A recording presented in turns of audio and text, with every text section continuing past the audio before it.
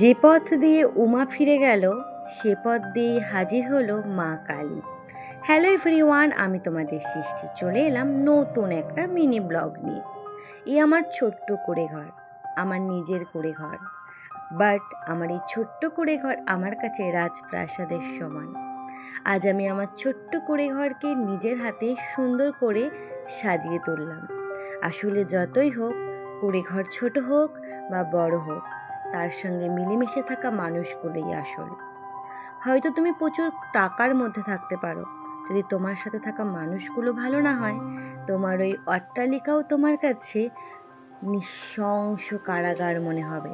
আর তোমার সাথে মিলেমিশে থাকা মানুষগুলো যদি ভালো হয়, তোমার ছোট্ট কুঁড়ে ঘর তোমার ছোট্ট কুটিরও অট্টালিকা মনে হবে। সকলকে জানাই শুভ দীপাবলির অনেক অনেক শুভেচ্ছা, অনেক অনেক ভালোবাসা। হ্যাপি দিওয়ালি।